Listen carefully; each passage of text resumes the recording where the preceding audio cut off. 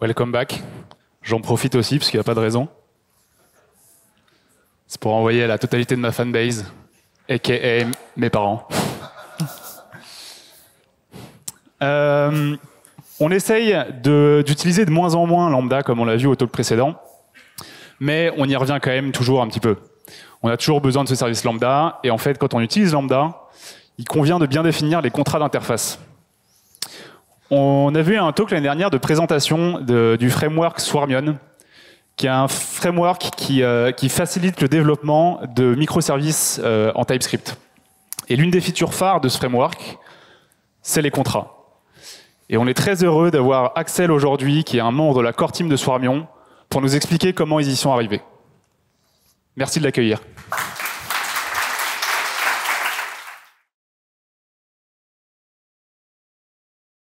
On m'entend bien? Ouais, nickel. J'espère que la pause était bien. Bonjour, je m'appelle Axel. Et aujourd'hui, en effet, pour bondir un peu sur ce dont a pu parler Luc, notamment, on va parler de contrats d'interface et notamment de comment les utiliser en serverless dans votre application. Et comme a dit Pierre, je m'appelle Axel. Je suis tech lead à Théodo depuis un peu plus d'un an maintenant.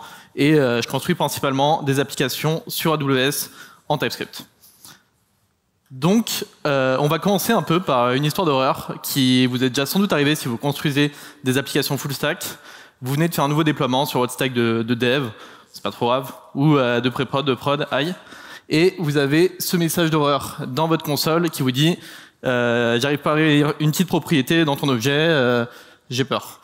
Et vous plongez un peu dans les diffs de votre code depuis le dernier déploiement et vous voyez ceci, vous avez introduit un breaking change en renommant une clé. Voilà, vous êtes passé dessus, il y avait quelque chose qui n'allait pas niveau wording et tout est cassé parce que votre front utilise encore l'ancienne clé alors que vous avez changé côté back. Et aussi, vous allez voir dans votre monitoring et là, d'un coup, il n'y a plus d'invocation de votre lambda, d'une lambda que vous aviez dans votre application. Pourquoi? Et cette lambda, elle réagissait à un event bridge. Et notamment, elle avait un filtre qui dépendait de la clé que vous avez rename, et donc plus aucune invocation, parce que votre filtre n'est plus jamais matché. Et donc là, ce qu'on voit en fait, c'est qu'on a cassé le contrat d'une interface entre les deux côtés qui vont la consommer. Et donc on va deep dive un peu plus dans qu'est-ce que c'est qu'un contrat d'interface. Donc déjà, il y a deux mots dans contrat d'interface. Et le premier, c'est interface. Qu'est-ce que c'est une interface? C'est si on prend une application et les différents services qui vont la constituer, ça va être toutes les surfaces de communication entre ces différents services. Et il y en a au sein d'une application, il va y en avoir de différents types.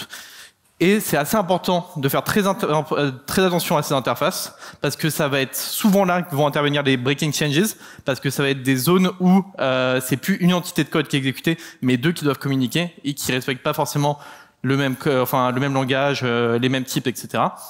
Et aussi, en plus, ça peut être géré par différentes équipes au sein d'une grosse organisation. Et faut savoir communiquer entre ces équipes et se mettre d'accord sur ce qu'on va échanger entre nos services. Donc, comme j'ai dit, il y a plusieurs types d'interfaces dans les applications qu'on a aujourd'hui. Déjà, on va voir celle à laquelle on pense pas forcément, mais ça va être les interfaces programmatiques. Quand vous utilisez le file system d'un Docker ou même d'une Lambda, ou quand vous utilisez une librairie dans votre front-end, par exemple, une librairie de graph, ces différentes librairies, ces différents bouts de code vont vous mettre à disposition une interface que vous devez utiliser pour pouvoir faire les actions qu'elles vous fournissent. Ensuite, on va voir celle qu'on connaît le mieux, les interfaces synchrones entre des services différents. Et donc là, on pense tout de suite à ce qu'on appelle communément les API, même si en fait, toutes ces interfaces-là sont des API. Et donc là, ça va être les API REST, GraphQL qu'on utilise beaucoup aujourd'hui. Et ensuite, il va y avoir les interfaces asynchrones qu'on va avoir. Et donc là, ça va être tous les systèmes à base de queue ou d'event broker de messaging. Et qu'est-ce que c'est? Donc voilà, maintenant qu'on a défini une interface, qu'est-ce que c'est un contrat d'interface? Donc Luc en a un peu parlé. Ça va être un document dans lequel on va regrouper deux informations, les détails d'implémentation une partie des détails d'implémentation de votre interface et surtout la donnée qui va transiter par votre interface. Et c'est vraiment le point important. Et ça, ce contrat d'interface, il a plusieurs promesses. Il doit vous permettre de vous apporter de la stabilité parce que le provider et le consumer vont pouvoir se mettre d'accord sur ce qu'ils échangent. c'est aussi une base de documentation vous allez pouvoir, à laquelle vous allez pouvoir vous référencer. Et c'est censé vraiment être votre single source of truth sur cette communication entre vos services. Et en plus, ça peut être un outil de communication, notamment avec l'extérieur, pour montrer mon service expose telle interface.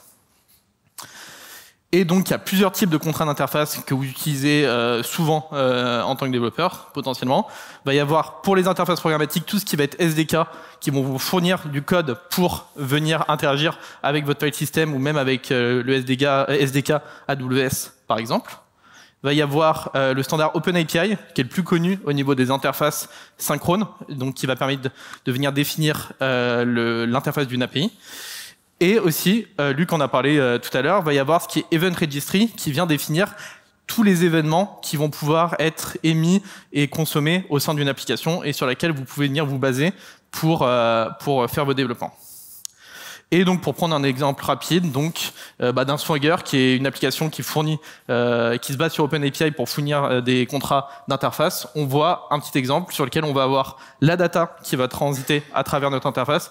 Donc, ce qu'il y a en request, ce qu'on va avoir en sortie, et un peu plus haut, j'ai pas mis, mais si vous êtes déjà allé sur une page Swagger, il va y avoir le base URL, l'authentification, tout ça, c'est les détails d'implémentation dont je vous parlais tout à l'heure, qui peuvent être aussi présents dans ce contrat d'interface. Et c'est bien beau, on a une base de documents de tout ce qu'on va pouvoir faire à travers ces interfaces-là, mais moi, je suis développeur, j'ai pas envie de devoir aller lire un JSON à chaque fois que je veux faire des développements, j'aimerais bien que ça soit un peu automatisé une fois que j'ai défini ce contrat d'interface. Et pour ça, il y a pas mal d'outils qui ont été développés au cours des dernières décennies, dont un des ancêtres, le SOAP WSDL. Je pense, bon, ça existe, c'était bien, parce que ça permettait de créer des clients dans différents langages à partir directement de la définition d'une API. Et c'était déjà un super step pour être sûr que ce qu'on a allait matcher avec l'API qui était disponible. Et aujourd'hui, il y a des outils comme Swagger CodeGen qui permettent de faire la même chose à partir d'un format OpenAPI. Et aussi, niveau Event Registry, on va avoir des outils, et notamment sur AWS, il y a le Code Bindings Event Bridge, qui permet de générer des clients pour émettre et recevoir des événements directement à partir de ce qu'il va y avoir dans votre Event Registry Event Bridge. Et donc maintenant qu'on a parlé un peu des contraintes d'interface en général, pourquoi je vous parle de ça à une conférence serverless? C'est parce que aujourd'hui, dans une application serverless, vous allez avoir beaucoup d'interfaces. Et beaucoup d'interfaces de plein de types différents.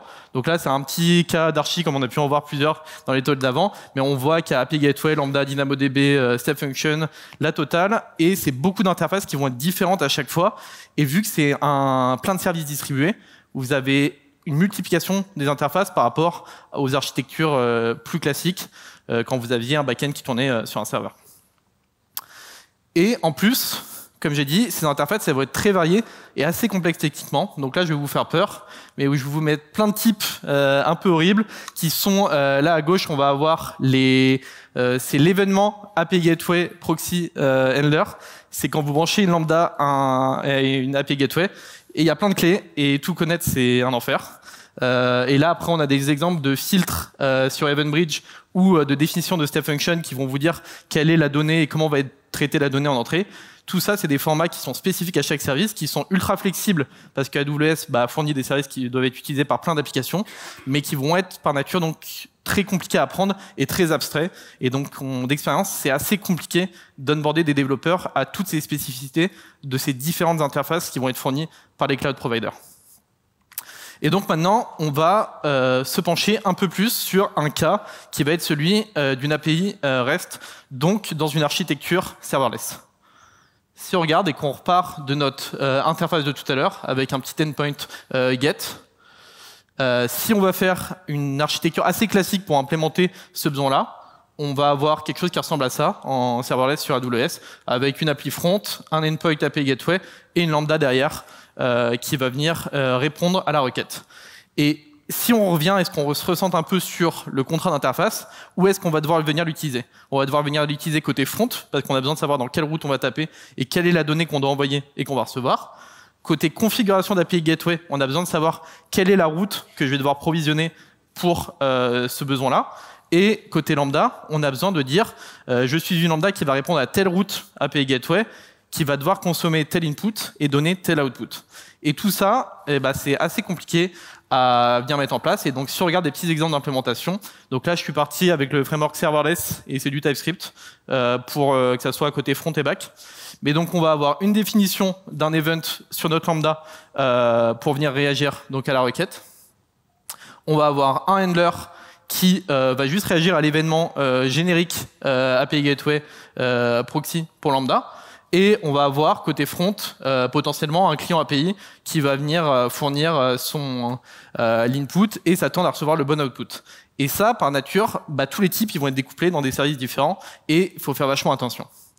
Et donc la première chose, nous, ce qu'on voulait vraiment pour assurer la stabilité de notre application, c'était de 1, avoir de la validation runtime, parce qu'on est quand même dans des applications donc, qui vont avoir des inputs utilisateurs. Donc c'est vachement important de valider ça au runtime pour avoir la plus grande stabilité possible. Donc on veut que la donnée qui transite à travers notre interface, elle soit validée à un moment pour qu'on s'assure de ce qu'on a en entrée et de ce qu'on va donner en sortie. Aussi, ça c'est bien une fois qu'on a déployé, mais en fait on aimerait bien, il y a la plupart de ces informations-là qu'on peut avoir directement dans l'IDE, on veut savoir est-ce que j'ai bien codé mon handler, la fonction qui va appeler dans mon front le client. Et donc ça, pour ça, c'est bien d'avoir un langage typé, et notamment en TypeScript, on peut avoir dans l'IDE directement les informations sur les types et voir est-ce que ce qu'on renvoie, ça matche bien avec la définition qu'on a, notre interface. Et aussi, tout à l'heure, j'ai parlé d'outils qui généraient des clients pour les API avec Swagger CodeGen. On aimerait bien éviter la CodeGen. Pourquoi? La CodeGen, c'est un script qui va falloir run à partir de d'autres documents qui va le transformer en code. Donc ça veut dire que par nature, on n'a pas forcément la main sur du code qui va être généré et qui va être versionné dans notre application. Et aussi, ça peut entraîner un peu de désynchronisation entre notre repository et le code qui doit être exécuté. Donc c'est pas forcément la meilleure solution. Et en fait, si on prend ces trois contraintes-là, il y a un super outil qui s'appelle TRPC. Je ne sais pas si vous connaissez, mais c'est un outil qui permet de faire ça pour des applications sur des serveurs express et qui permet de venir définir directement dans votre backend tous les contrats d'interface de vos différentes routes et d'avoir un client autogénéré et les handlers de vos fonctions qui vont être bien typés correctement. Donc ça, c'est super. Et voilà, le talk est fini. Utilisez TRPC. Non, malheureusement, ça va pas marcher pour nous en serverless. Pourquoi? On a un principe dont on a un peu parlé, ça va être celui de single responsibility. Ça veut dire que dans une infra serverless, au maximum, on veut que une lambda, une partie de l'application, n'ait les permissions et les variables d'environnement que sur le scope qui la concerne. Et donc, par exemple, pour ça, quand on développe une API en serverless, on aime bien que chaque endpoint soit une lambda différente. Et donc ça casse un peu avec la façon dont est construit TRPC, qui est vraiment designé pour fournir tout un routeur d'API complet. Et donc ça, on n'a pas trop cette approche-là qui est disponible. Et aussi, malheureusement, TRPC, ça marche très bien pour les interfaces d'API REST. Par contre, on a vu dans une application serverless, il y a plein d'autres interfaces qu'on peut avoir entre différents services. Et pour le coup, c'est un use case qui n'est pas du tout couvert par TRPC. Et donc, ça marche pas. Et donc, nous, ça nous embêtait quand même. Et donc, on s'est dit, on va construire notre solution. Vu qu'on construit plein d'applications serverless AWS, on va construire notre propre solution. Et donc, on s'est dit, on a besoin de code côté front et côté back qui respectent les mêmes types et de la même validation synchrone. On va construire une librairie partagée. En plus, on utilise TypeScript dans les deux, donc c'est nickel. On va mettre ça en place. Et donc là, c'est juste des petits exemples de ce qu'on a pu itérer au fur et à mesure. Mais en gros, on avait une librairie qui exportait directement des types d'input et d'output qu'on avait générés à partir de notre donnée. Et on avait des types d'utiles qui venaient la transformer pour que, à l'endroit où on l'utilisait précisément, ça soit bien par rapport à l'interface que fournit AWS pour ce service-là. Donc voilà, et là par exemple, c'est des exemples d'utilisation côté back et côté front de ce qu'on avait. Le problème de cette approche-là, c'est qu'on était un peu limité.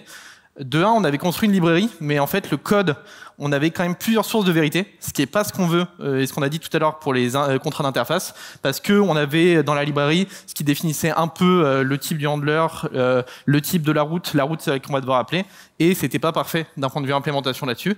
Et surtout, à Théodo, on commence souvent des nouveaux projets, et donc on avait du code de boilerplate qui allait être répété plusieurs fois pour la même fonctionnalité. Et ça nous dérangeait un peu, et en plus, ça faisait que d'un projet à l'autre, les implémentations pouvaient varier un peu, et c'était compliqué. Et donc c'est pour ça qu'on a décidé, il y a 1 an et demi, et donc 2 de mes collègues ont décidé de lancer Swarmion, qui est un projet open source qui va condenser tous nos enseignements, et notamment sur ces communications entre services, au sein d'une librairie open source qui est sur GitHub. Et donc maintenant, je vais vous montrer un peu, si on reprend l'use case toujours de cette REST API, comment est-ce que vous pouvez le définir, un contrat d'interface, et l'utiliser de façon super intuitive dans les différentes parties de votre application. Premièrement, vous allez revoir quelque chose qu'a montré tout à l'heure Luc, c'est notre ami le JSON Schema qui revient. Pourquoi le JSON Schema? Déjà, c'est un standard de l'industrie pour tout ce qui va concerner la validation d'input, et ça peut être utilisé aussi bien au runtime en Node pour valider les types, donc avec AJV, que directement pour créer des types. Et donc ça, sans CodeGen, il y a un outil qui a été développé par Thomas Rivard qui s'appelle JSON Schema 2TS et qui permet directement dans le runtime TypeScript de venir interpréter un JSON Schema et de le transformer en type TypeScript. Et ça permet d'éviter les écueils qu'on avait au niveau de la CodeGen. Donc là, une fois qu'on a défini, ça c'est juste la partie qui va venir définir notre entité métier, vraiment, qu'on veut manipuler. Et comparé à tout à l'heure, il nous manque quoi? Il nous manque les détails d'implémentation. Et donc là, si on passe vraiment à la définition du contrat d'interface, voilà ce que ça donne. Donc c'est un peu touffu, mais on va rentrer dans le détail. Déjà, on a une première partie, donc c'est l'objet en dessous qui nous intéresse, qui est exporté donc par une librairie Swarmion que vous pouvez avoir depuis NPM, et donc qui va permettre de venir définir la route de votre API et tout ce que vous avez en input et en output avec des schémas. Et qui va aussi permettre de définir les détails d'implémentation, pour le coup, spécifiques à AWS de votre interface. Et donc ici, on va voir quelle est la version d'API Gateway que vous utilisez et quelle est la méthode d'authentification. Pareil, ça va un peu changer les contrats d'interface que vous allez utiliser en fonction de l'authentification que vous mettez en place. Et donc, qu'est-ce que ça donne maintenant qu'on a défini cette source unique qui définit intégralement notre endpoint? On va venir l'utiliser dans les différents endroits de l'application que j'ai pu montrer tout à l'heure dans l'exemple. Et donc, côté infrastructure, on voit ici qu'on vient utiliser une fonction getTrigger sur notre contrat directement et qui permet de pas du tout avoir ici de redéfinition de la route en dur qui définit notre endpoint, mais tout est contenu dans l'objet qu'on avait précédemment. Et donc là, on a abstrait en fait tous les détails d'implémentation qu'on aurait dû connaître en utilisant le framework serverless. Comment est-ce que je définis une route sur mon API REST? Tout ça, c'est complètement maintenant abstrait avec getTrigger ici. Ensuite, côté lambda handler, ici, on va avoir pareil une fonction getHandler qui vient prendre un contrat et qui va venir réaliser deux choses. D'un côté, il va y avoir du typing dans l'IDE, donc avec JSON Schema 2TS, ça va vous typer l'objet event qui est en entrée de la fonction et ça va venir valider ce que vous donnez en sortie de votre fonction pour que ça matche exactement la définition de contrat que vous avez pu faire dans votre librairie. Et donc, vous êtes complètement type safe là-dessus. Et aussi, getHandler, ce que ça fait, c'est que c'est un middleware qui vient faire plusieurs opérations répétitives que vous avez besoin de faire quand vous définissez une lambda pour API Gateway. Ça veut dire qu'il y a des fonctions de parsing et il va y avoir la validation d'input et d'output dont je parlais tout à l'heure runtime qui était vraiment importante pour la stabilité qui vont être embarquées dans le middleware getHandler. Et enfin, côté front-end, on a pareil un utilitaire, donc cette fois-ci qui peut être bundlé dans un client et qui permet à partir du contrat, encore une fois, de venir effectuer la requête. Et là, ça va être les pass parameters que vous devez donner en entrée de la fonction pour venir l'utiliser et taper dans l'endpoint, qui vont être typés correctement et donc vous êtes sûr et certain de fournir les bons inputs à votre fonction depuis le front-end. Et donc pareil, s'il y a une régression, vous la catchez. Et donc ça veut dire qu'ici, encore une fois, on est type safe au niveau de l'IDE et en plus ça met en place quelques bonnes practices. Par exemple ici, si on définit plusieurs codes de sortie dans son interface, dans son contrat d'interface, par exemple un code 200, un code 400, on va devoir venir checker les différents types. En tout cas, c'est explicitement défini dans le type de l'interface et donc ça permet d'être très stable aussi sur la gestion des cas d'erreur de notre interface. Et donc la petite exemple live, donc c'est en petit, désolé, j'ai pas réussi à faire mieux, mais donc là c'est juste pour vous montrer ce que je vais venir faire, c'est que je vais venir modifier une clé dans mon contrat que je vous ai montré tout à l'heure. C'est quelque chose qui ressemble. Et donc là je vais dire to rename user ID à la place de ID et en direct dans l'IDE, alors ça se voit pas très bien, mais dans le handler et dans le front, les différents endroits qui utilisaient la clé ID sont passés en rouge. Et parce que maintenant, il faut les rename en user ID pour qu'on continue d'implémenter correctement le contrat d'interface. Et donc, qu'est-ce qu'on a gagné avec tout ça? Et on a bien en fait notre stabilité, comme on a dit, parce que on a la validation runtime et on a le typing directement dans l'IDE qui est fourni. on va avoir une base de documentation, cette librairie dans laquelle on définit tous nos contrats. C'est vraiment notre base de documentation, notre source de vérité sur les interfaces que va fournir un microservice. Et aussi, comme j'ai dit, c'est un super outil d'onboarding parce que un nouveau développeur qui arrive n'a pas besoin de connaître toutes les implications techniques qu'il va y avoir dans les formats spécifiques de Lambda, et il peut utiliser ces helpers qui permettent de l'onboarder et ensuite seulement de deep dive dans qu'est-ce qu'il y a derrière dans les formats de données. Mais voilà, il y a ça, et il y a toute une phase d'abstraction qui est faite et qui permet d'enlever plein de code boilerplate là-dessus. Et en bonus, en plus, on a pu venir outiller ces contrats d'interface qu'on a définis dans notre librairie, et notamment avec 2 features qui sont vachement cool, qui vont être la génération de documents OpenAPI. Donc là, on en revient. En fait, maintenant, à partir de notre code vraiment qu'on utilise, on peut venir générer de la documentation OpenAPI parce que toutes les données qu'on a dans notre objet contrat, ça match avec ce qu'on doit donner pour faire une documentation OpenAPI. Et donc, on a un utilitaire aussi qui permet de venir créer cette documentation OpenAPI. Et aussi, on a pu créer des utilitaires de tests qui permettent, encore une fois, avec notre contrat, de venir générer des sets de données partiellement aléatoires pour, pareil, réduire le boilerplate qu'on a pour venir tester une lambda. On a un utilitaire qui permet de faire ça vachement rapidement. Donc là, c'était pour le cas d'une API REST, mais comme je vous ai dit, en serverless, il y a pas mal d'autres interactions. Et donc, une autre sur laquelle on a travaillé, et c'est tout ce qui est event-based. On en a beaucoup entendu parler aujourd'hui des interactions event-based, c'est super important aujourd'hui en serverless. Et donc, pareil, à peu près de la même façon, il y a un contrat event bridge qu'on a pu venir créer, et dans lequel vous allez avoir à la fois les datas et les détails d'implémentation, et qui vont vous permettre de venir créer différents utilitaires aussi entre le service qui va émettre et le service qui va recevoir le message. Et donc, si on plonge un peu plus dedans, là, on a aussi un utilitaire pour venir dire tel lambda doit réagir à tel événement, qui est complètement type safe, comme ce qu'on a montré tout à l'heure pour API Gateway. Et donc, encore une fois, là, on vient abstraire les détails d'implémentation et notamment toutes les règles de fil qui vont être compliquées à écrire. C'est abstrait avec cet utilitaire-là. Ensuite, côté émetteur, on a un utilitaire qui permet de venir créer l'événement et qui va faire de la validation runtime et de type de l'événement qui est consommé, enfin qui va être émis dans un bus d'événements. Et donc là, on a bien TypeSafe et la validation runtime. Et enfin, côté consommateur, on a aussi une fonction getHandler qu'on va pouvoir venir typer avec le contrat et qui va respecter le schéma qui est reçu sur AWS quand on a un event bridge qui parvient à une lambda. Et donc là, encore une fois, on va être type safe et avoir une validation runtime en entrée qui valide que qu'on respecte bien le contrat d'interface. Donc, après avoir fait un peu toute cette liste-là, qu'est-ce que j'aimerais que vous reteniez de ce talk? C'est déjà, même si vous n'utilisez pas Swarmion, c'est que les contrats d'interface, c'est vraiment un super outil qui peut paraître un peu barbant au début, mais qui apporte énormément de stabilité dans votre codebase et qui peut aider à plein d'autres choses.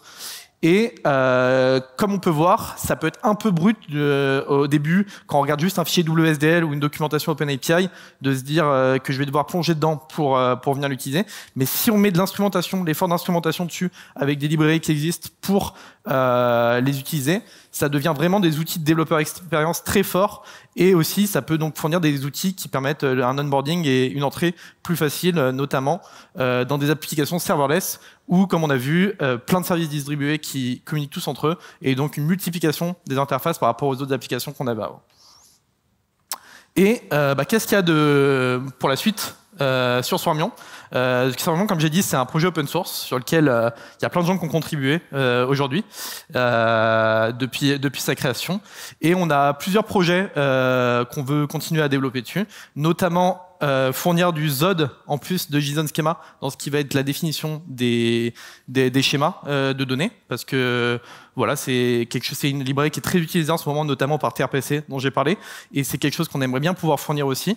On a plusieurs utilitaires qu'on veut venir continuer de créer au-dessus des contrats qu'on a. Par exemple, pousser les différents events qu'on a dans un event registry, comme parlait Luc, et qui définissait ça comme une good practice. Aujourd'hui, ça pourrait être quelque chose sur lequel on peut travailler, d'avoir un utilitaire qui permet d'avoir tous nos événements, tous nos contrats d'événements EventBridge poussés sur le registry AWS. Voilà. Donc ça, c'est différents sujets sur lesquels on pense travailler dans un futur proche sur Swarmion. Merci à tous. Un petit lien vers le repository et voilà. Merci.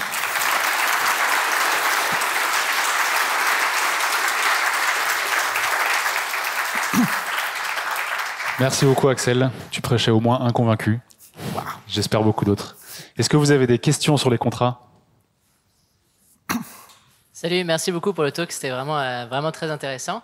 J'ai une petite question sur le serverless framework que tu as montré au début, en changeant en rajoutant un S à cost ou je sais plus quoi, ça fonctionnait plus ton événement. Et par la suite, dans le talk, tu as montré un lambda config, donc c'était du JavaScript.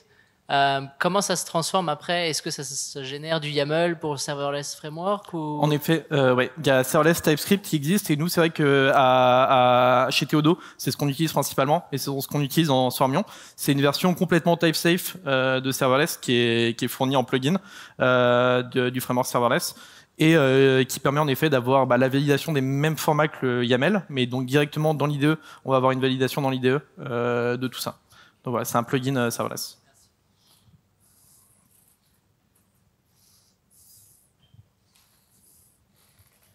Bonjour, merci pour le talk. Moi j'ai une question, c'est par rapport à l'application sur du mobile. Enfin, si on a une API côté back-end et qu'on a des clients côté mobile, là on a vu une intégration par rapport à du React.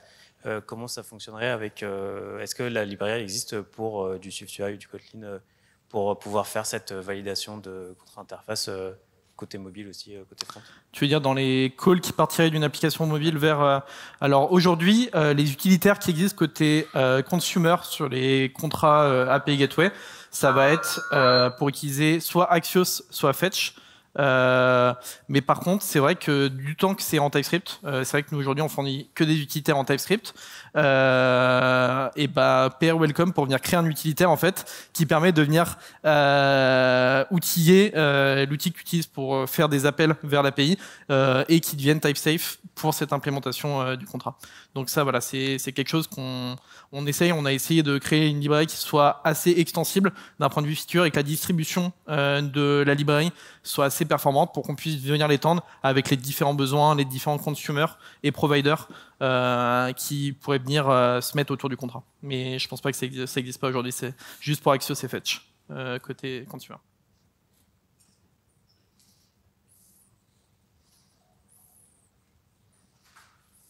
Merci pour le talk. Moi, j'ai une question par rapport à API Gateway qui, si j'ai bien compris, parce que j'ai jamais essayé, peut directement valider la requête qu'il a reçue pour ne même pas déclencher la lambda et la payer si le contrat n'est pas respecté. J'ai vu que tu avais montré donc on pouvait faire un JSON schema, mais en TypeScript, si j'ai bien compris. Donc c'est pas un objet JSON, c'est un objet TypeScript. Est-ce qu'il est possible de générer son JSON, de l'envoyer à API Gateway et que API Gateway bloque en entrée sans même déclencher la lambda en cas de problème? Alors en effet, ça c'est quelque chose qui existe sur la version 1 d'API Gateway. Il y a une validation qui est possible directement dans la définition de l'infrastructure. Il y a la possibilité de venir mettre des JSON schema qui vont venir valider l'event et en effet avoir des réponses automatiques si ça ne matche pas. Aujourd'hui, on n'a pas fait les utilitaires qui permettent d'avoir cette implémentation native pour deux raisons. Une, c'est que vu qu'on utilise le framework serverless, c'était assez compliqué de venir rajouter ça dans l'instrumentation pour venir les utiliser directement là. Et en plus, ça marchait pas pour API Gateway V2. Et donc, on a préféré fournir une solution qui marche dans les deux cas, donc avec un middleware directement dans la lambda. Donc, en effet, il va y avoir une lambda qui va être exécutée quoi qu'il arrive, alors qu'on aurait pu éviter ces coups-là.